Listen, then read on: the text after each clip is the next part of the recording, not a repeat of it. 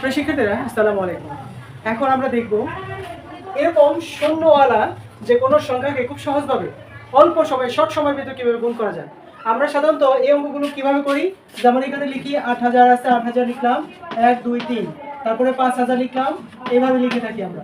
লিখে তারপর আমরা কী করি, এখানে গুণ করি, শূন্য দিয়ে গুণ করলে শূন্য, এইভাবে শূন্য শূন্য শূন্য, এক ঘর কাটা, শূন্য শূন্য শূন্য শূন্য, আরেক ঘর কাটা, তারপর আবার এই শূন্য দিয়ে শূন্যকে গুণ করলে শূন্য, শূন্য দিয়ে শূন্যকে গুণ করলে শূন্য, শূন্য দিয়ে শূন্য গুণ করলে শূন্য, তারপরে শূন্য, আরেক ঘর কাটা, হ্যাঁ, তারপর হলো 5 শূন্য শূন্য, তারপরে শূন্য, তারপরে শূন্য, 5 × 40, 5 × 40, তারপর যোগফল নামালে শূন্য শূন্য শূন্য শূন্য শূন্য শূন্য শূন্য 4, একক দশমিক শতক হাজার অযুত লক্ষ নিযুত কোটি, 4 কোটি।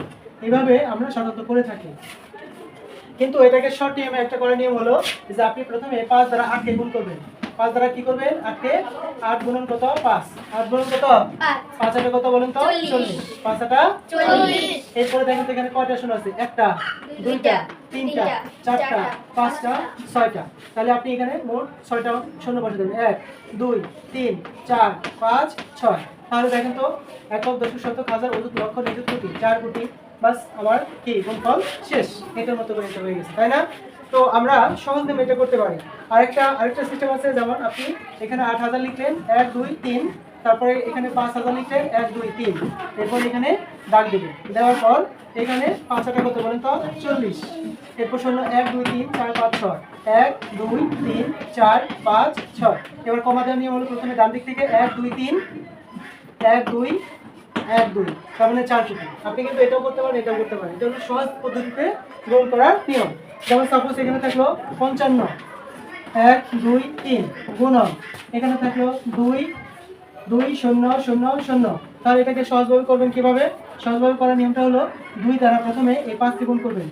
2 দ্বারা 5 কে গুণ করেন, 5 গুণন কত? 2, 5 দুগুণে 10, 10 কত নামে? শূন্য, হাতে কত থাকে? 1, 5 দুগুণে 10, হাতে থাকে কত? 10 শূন্য নামলে হাতে থাকে 1।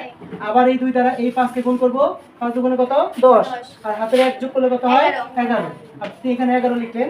এরপর শূন্য এখানে একটা আছে, দুইটা আছে, তিনটা আছে, চারটা আছে, পাঁচটা আছে, ছয়টা আছে। তাহলে 1 2 3 4 5 6। আবার এখানে নামানো শেষ, একক মানে 1 2 3 1 2 1 2। বুঝতে পেরেছি? এভাবে আমরা শর্ট সময়ের ভিতরে গুণফল নামিয়ে দেবো। আশা করি সবাই বুঝতে পেরেছেন। ধন্যবাদ।